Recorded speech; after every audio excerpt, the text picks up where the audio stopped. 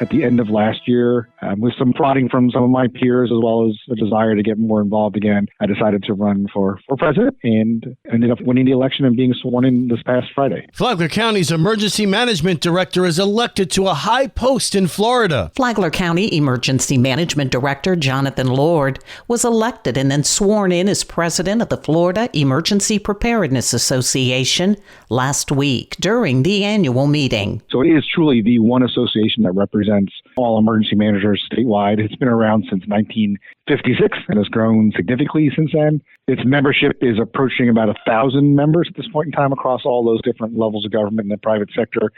And one of its key products is it provides an annual conference every year that just ended last week for emergency managers to attend. It also does a mid-year summer conference. It's a sponsor of a hurricane conference in May. This is Lord's 10th annual term as a board member. He served 9 consecutive years on the FEPA board and was elected treasurer for each of those years, but took 2 years off before making the decision to run for the office of president. We have 67 counties for a reason. Every county is somewhat different, but in the state of Florida, it is required that every county have an emergency management director, and then each county determines how many more staff, typically based on population, that community needs and based on risk. Coastal counties typically have higher staffing than inland counties in general. But at the end of the day, we are all protecting residents of Florida. In 2022, Lord received the FEPA Gary Arnold Award for his dedicated, unselfish, and enthusiastic service to improving the emergency management community in Florida. For Flagler's Local Morning News, I'm Karen Johnson. Good morning, Flagler County. I'm Rich Carroll. You're listening to Flagler's Morning News on Monday, February 10th. In partnership with the St. Johns County Sheriff's Office, our detectives were able to catch an appliance thief that was burglarizing homes under construction. 50-year-old James Shepard of Palm Coast was arrested for home construction appliance theft. Flagler County Sheriff Rick Staley. Our real-time crime center identified a suspicious vehicle, which led us to identify the suspect, who had been burglarizing homes in St. Johns County and Flagler County. It also allowed St. Johns County Sheriff's Office to obtain a search warrant for his storage unit where he was hiding the stolen items in Palm Coast. This thief thought he was smart by driving a pickup truck and looking like a construction worker. But he found out that with our technology and partnerships with local law enforcement agencies, we outsmarted him and he was arrested. Currently in the St. Johns County Jail, and when those charges are done, he'll be brought to Flagler County to face the burglary charges that we have in the warrants that we had obtained for his arrest. This local news is a service of Flagler County's Toyota dealer, Beaver Toyota, US 1 St. Augustine, here to wow you. I think the fundamental issue is if you're going to do smart growth, that takes planning, right? We all know that. You have to plan a certain way for infrastructure needs. Last week's Free for All Friday welcomed City Councilwoman and Palm Coast Vice Mayor Teresa Pontieri to the studio. The first topic of conversation, utility rates. Pontieri says they could soon be going up. By law, we have to give notice of those types of things when we're going to consider them as council. Everybody knows we've got water capacity issues, utility issues here in the city. We have for quite some time. And as we're looking at expanding wastewater treatment plant 1 and then also making improvements for wastewater treatment plant 2, we are looking at some pretty heavy costs coming down the pike. As everybody knows, we raised the impact fees for utilities the max we could last year. So that portion or that option is kind of tapped out.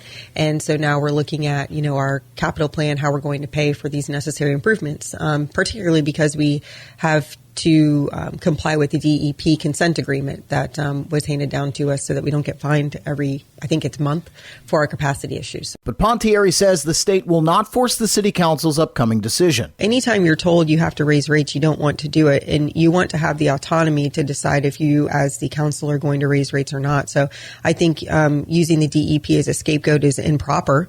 At some point, it's a management and planning issue. Tomorrow, the conversation continues with Pontieri previewing a presentation on utility rates planned for this week. I'm Daryl Moody reporting. In other news, in a strategic move to secure funding for essential utility infrastructure, last week, Councilmember Charles Gambaro led a tour of Palm Coast Wastewater Treatment Plant number 1 for District Director Barry Cotton from Senator Rick Scott's office. City officials used the opportunity to showcase ongoing challenges within the wastewater infrastructure and explore potential federal funding solutions. Joining Councilmember Gambaro on the tour were Acting City Manager Lauren Johnston and Chief of Staff Jason DeLorenzo. Elsewhere, Palm Coast physician Christine Garrett was arrested on February 2nd for felony child abuse after allegedly hitting her adopted son multiple times, including with a plastic garbage can, according to the Flagler County Sheriff's Office. The incident began with an argument over cleaning up trash. Paramedics treated him before taking him to the hospital, where Garrett was later arrested. Her husband, Dr. Patrick Garrett, was out of the country and arranged for their children to stay with family. A judge has since issued a no-contact order. And now you're up to date on Flagler's Morning News. I'm Rich Carroll.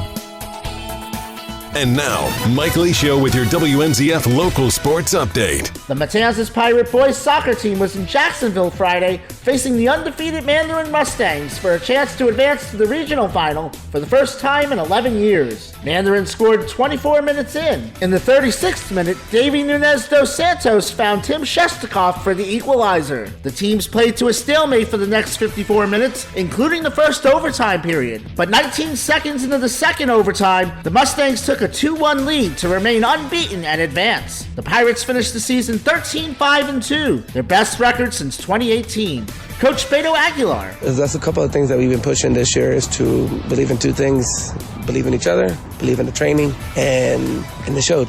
And I think for us, it's a good start for us to kind of push for next year. Down the road in St. Johns County, FPC boys basketball was at Creekside competing for their first district championship since 2017. A quick Creekside start proved too much, and the Knights took the title 65-36. In wrestling, the FPC boys captured the 5-star conference championship, while the Matanzas boys had 4 people placed at the Capital City Classic. The spring sports season kicks off today with FPC lacrosse at the alma mater St. Augustine, while FPC baseball hosts Deltona Trinity Christian. Matanzas baseball opens at Nice Wednesday night. Softball preseason begins this week. Pirate pitcher Leah Stevens on her commitment to the University of Florida 1 week ago. It's just everything I've wanted. Like, my major is aerospace engineering, and that in Florida is like the epicenter of aerospace engineering.